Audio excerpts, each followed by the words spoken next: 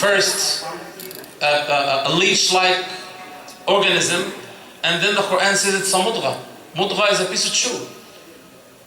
And then out of that piece of chew, the Quran saying we made bones, and then we clothed the bones with flesh.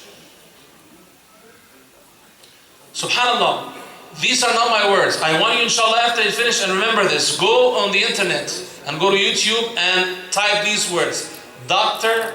Keith Moore, Keith, K-E-I-T-H, Moore, M-O-O-R-E, and then Islam. You get a YouTube of Dr. Keith Moore. Dr. Keith Moore is like the dean of the science of embryology. He was the head of that division in the University of Toronto, and subhanallah, his reference is, subhanallah, the number one reference. These stages of formation are exactly the stages of formation of a human embryo in a mother's womb. Exactly, in pinpoint accuracy, as if you're looking through an electronic microscope. The only problem is electronic microscopes were invented maybe 60 years ago. How could a man who was illiterate in the middle of 7th century with pinpoint accuracy describes these stages that were only available with savvy scientists with electronic microscopes just 60 years ago?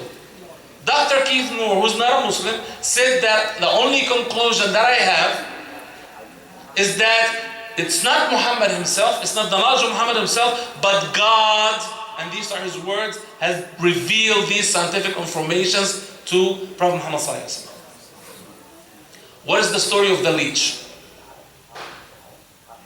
And what is the story of the chew? Subhanallah, when you look at the human embryo with these electronic microscopes, the human head, it's like a thick worm, and one end of it is thicker than the other one. That's the part of the head, and the rest is the body.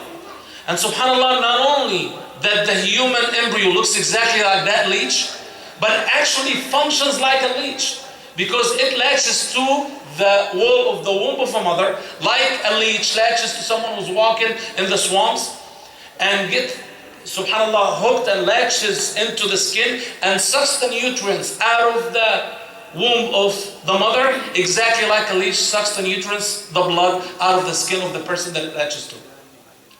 The most amazing thing is the description of a chew. Why is it a chew? Subhanallah, if you see the picture, and I didn't have time to bring the other picture, but I'll show you the one with the leech. If you bite into a piece of dough, you'd see what? Teeth marks.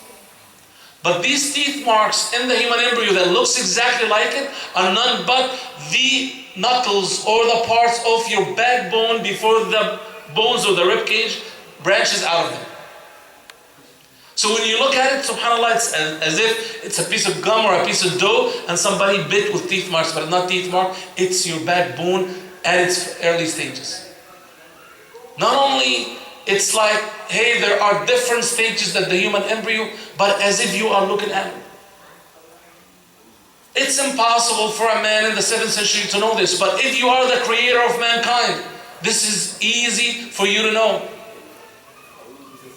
Allah subhanahu wa ta'ala, alimun khabir, and He revealed that to Prophet Muhammad sallallahu alaihi wasallam, وَمَا يَنْتُقُ عَنِ الْهَوَىٰ إِنْ هُوَ إِلَّا وَحْيٌ يُوحَىٰ. They come to me and say, you know what? And they deceive some people like this. Oh, this information in the Quran, there's one man, a Greek scholar, who discovered the same thing. And you ask him, what did he discover? That Greek, he used to get, when a woman has an abortion or a miscarriage, he would take the sakht, whatever that baby that is born dead or 3-4 months old, and look at him and dissect him and start to describe him. However, these stages that the Quran describing cannot be seen unless with an electronic microscope. These are not 4 or 5 months fetus. These are, in the first couple of weeks, and can only be seen with an electronic microscope that no one in Greece, no one even in the 18th century had. Only in the 20th century people had these electronic microscopes. This alone proves that the Quran is the Word of God.